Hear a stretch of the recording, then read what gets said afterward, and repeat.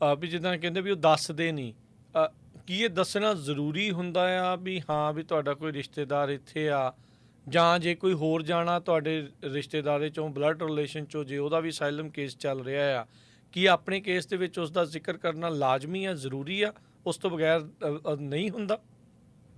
ਹਾਂਜੀ, ਸੱਚ ਬੋਲਣਾ ਜਿਹੜਾ ਜ਼ਰੂਰੀ ਆ। ਜਿਹੜੇ ਅਸਾਲਮ ਦੇ ਪਹਿਲਾਂ ਤਾਂ ਫਾਰਮ ਜਿਹੜੇ ਹੈਗੇ ਆ, 589 ਜਿਹੜਾ ਫਾਰਮ ਹੁੰਦਾ, ਉਹਨੂੰ ਉਹ ਪਹਿਲਾਂ ਹੀ ਸਹੁੰ ਚੁਕਾਉਂਦੇ ਆ ਕਿ ਸ਼ੁਰੂ ਹੋਣ ਤੋਂ ਪਹਿਲਾਂ ਕਿ ਦੱਸ ਸਾਰਾ ਕੁਝ ਸੱਚ-ਸੱਚ ਲਿਖਿਆ, ਸੱਚ-ਸੱਚ ਬੋਲੂੰਗਾ ਜੋ ਵੀ ਬੋਲੂੰਗਾ।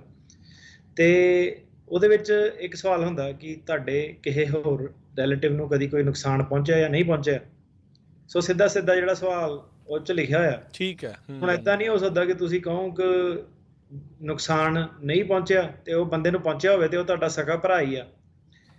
ਕਈ ਵਾਰੀ ਏਦਾਂ ਹੁੰਦਾ ਕਿ ਪਹਿਲੇ ਭਰਾ ਦਾ ਕੇਸ ਜਿਹੜਾ ਚੱਲਦਾ ਹੁੰਦਾ, ਦੂਜਾ ਭਰਾ ਆ ਜਾਂਦਾ ਤੇ ਅਜੇ ਪਹਿਲੇ ਦਾ ਕੇਸ ਪਾਸ ਨਹੀਂ ਹੋਇਆ ਹੁੰਦਾ, ਉਹਦੀ ਮੰਨ ਲਓ ਕਿ ਤਰੀਕ ਪੈਂਦੀ ਆ, ਉਹਨੇ ਵੀ ਆਪਣੇ ਬਿਆਨਾਂ 'ਚ ਇਹ ਨਹੀਂ ਲਿਖਦਾ ਕਿ ਛੋਟੇ ਭਰਾ ਨਾਲ ਕੀ ਹੋਇਆ, ਤੇ ਉਦਾਂ ਹੀ ਜਾ ਕੇ ਜਿਹੜਾ ਬਿਆਨ ਦੇ ਆਂਦੇ ਉਹਨੇ ਕਿ ਨਹੀਂ ਮੇਰੇ ਜਿਹੜੇ ਹੋਰ ਮੇਰੇ ਕਿਸੇ ਰਿਸ਼ਤੇਦਾਰ ਨੂੰ ਕੁਝ ਨਹੀਂ ਹੋਇਆ ਤੇ ਛੋਟਾ ਭਰਾ ਅਮਰੀਕਾ 'ਚ ਆਇਆ ਹੋਇਆ। ਤੇ ਉਹ ਫਿਰ ਜਿਹੜੀ ਹੈਗੀ ਮਿਸ ਰਿਪਰੈਜ਼ੈਂਟੇਸ਼ਨ ਹੋ ਗਈ, ਰਾਈਟ, ਕਿ ਜੇ ਛੋਟੇ ਭਰਾ ਨੂੰ ਨੁਕਸਾਨ ਪਹੁੰਚਿਆ ਹੋਇਆ ਤੇ ਤੂੰ ਕਿੱਦਾਂ ਸਾਲਾਂ ਆਪਣਾ ਗ੍ਰਾਂਟ ਕਰਾ ਲਿਆ ਬਿਨਾਂ ਉਹਦੇ ਬਾਰੇ ਦੱਸੇ। ਸੋ ਇਦਾਂ ਦੇ ਬੜੇ ਕੇਸ ਆ, ਕਈ ਵਾਰੀ ਰੀਓਪਨ ਹੋ ਕੇ ਆਉਂਦੇ ਆ ਕਿ ਸਰਕਾਰੀ ਵਕੀਲ ਰੀਓਪਨ ਕਰ ਦਿੰਦਾ ਕਿ ਮੇਜਰ ਜਿਹੜੀ ਮਟੀਰੀਅਲ ਓਮਿਸ਼ਨ ਜਿਹੜੀ ਉਹ ਹੋ ਗਈ ਆ, ਕਿਉਂਕਿ ਦੇਰ ਸਵੇਰ ਉਹਨਾਂ ਨੇ ਜਿਹੜਾ ਡਾਟਸ ਉਹ ਕਨੈਕਟ ਕਰਨੇ ਆ। ਠੀਕ ਹੈ। ਮੰਨ ਲਓ ਹੁਣ ਪਹਿਲੇ ਦਾ ਕੇਸ ਪਾਸ ਹੋ ਗਿਆ, ਦੂਜੇ ਦੀ ਵਾਰੀ ਆਈ, ਦੂਜੇ ਕੋਲ ਸੇਮ ਸਵਾਲ ਪੁੱਛੇ ਤੇ ਉਹਦੇ ਵਿੱਚ ਪੁੱਛਿਆ ਕਿ ਭਰਾ ਕਿਉਂ ਨਹੀਂ ਤੇਰਾ ਗਵਾਹੀ ਦੇਣ ਆਇਆ, ਹੈ ਨਾ। ਸੋ ਫਿਰ ਉੱਥੇ ਜਿਹੜਾ ਉਹ ਵਾਲਾ ਕਿ ਨਹੀਂ ਮੇਰੀ ਭਰਾ ਨਾਲ ਗੱਲ ਨਹੀਂ ਹੁੰਦੀ ਜਾਂ ਭਰਾ ਬਿਮਾਰ ਆ ਜਾਂ ਕੰਮ ਤੇ ਗਿਆ, ਉਹ ਨਹੀਂ ਬਹਾਨੇ ਤੁਹਾਡੇ ਚੱਲਦੇ। ਸੋ ਉਹਨਾਂ ਦਾ ਮਕਸਦ ਇਹੀ ਹੈ ਕਿ ਦੇਖੀਏ ਕਿ ਇਹ ਦੋ ਜਾਣੇ ਜਿਹੜੀ ਸੱਚ ਗੱਲ ਕਹਿੰਦੇ ਆ ਕਿ ਨਹੀਂ ਕਹਿੰਦੇ ਆ। ਸੋ ਉਹਨਾਂ ਸ਼ੁਰੂ ਤੋਂ ਜਿਹੜੇ ਆਪਣੇ ਕੇਸ ਆ ਉਹਨੂੰ ਕੰਸੋਲੀਡੇਟਡ ਰੱਖੋ।